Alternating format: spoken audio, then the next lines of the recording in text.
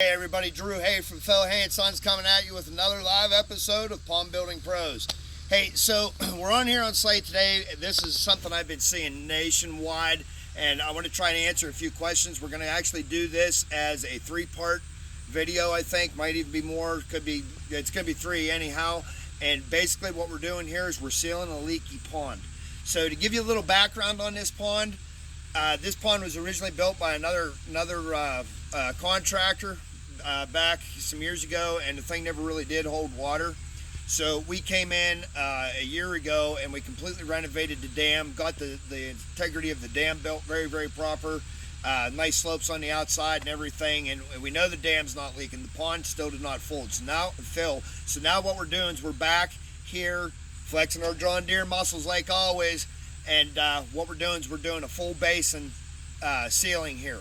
So what we're doing on this situation, you can see where I'm at here, and we're going to pan up to the video here. You can see what we've done is we've over excavated this approximately 2 to 3 feet, and what we're finding is a whole bunch of rocky shale, and this is what we call like a clay type shale. It busts up and pulverizes very easily, and you can see even down in here how shaley this is. And then if Braden, my guy that's running the camera for me, if you go up there, you can see all the rock that we've dug out up there as well. So the situation here is there was so much rock and shale in here, and one of the main springs that feed this pond is right here beside me that comes in on a set of French drains that we installed years ago, and then there's actually a main spring behind us that comes in high as well. So first thing you want to keep in mind is try not to ever dam a pond higher than where your spring comes in, because if a spring lets water in, it'll also let water out. So to get you up to speed here, after we excavated this 2 to 3 feet down, we had some nice clay. We've blended it together with some of this shale, and like I said, this is a clay type shale that breaks up very easily. The thing is all across the country when we're building ponds, I mean, we can run into limestone, we can run into sandstone shale, coal. It's all variations.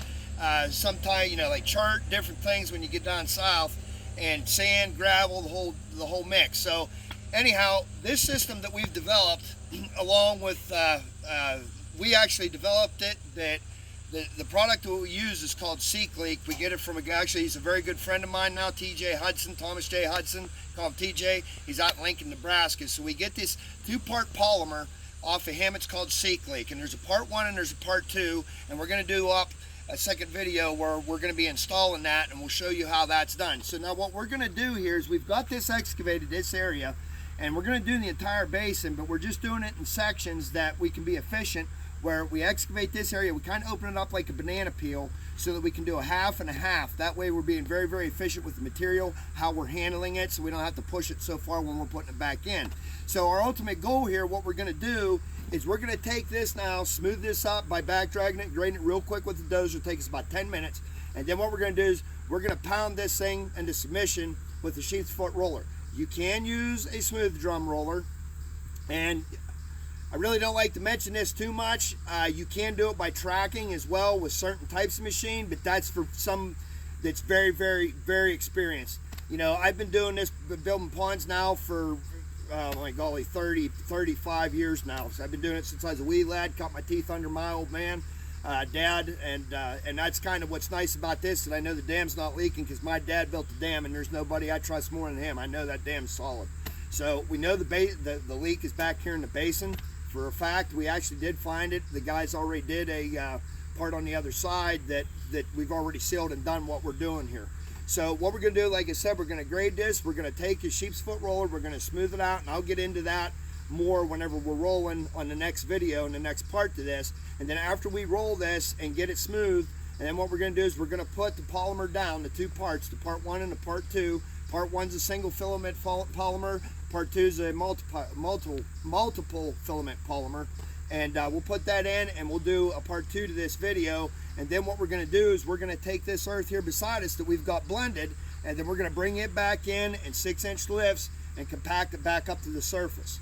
So stay tuned for part 2, and any questions and comments, you guys know what to do.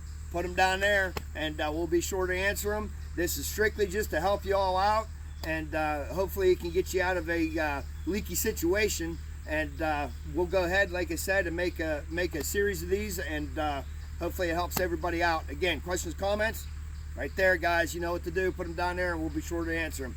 Okay, stay tuned.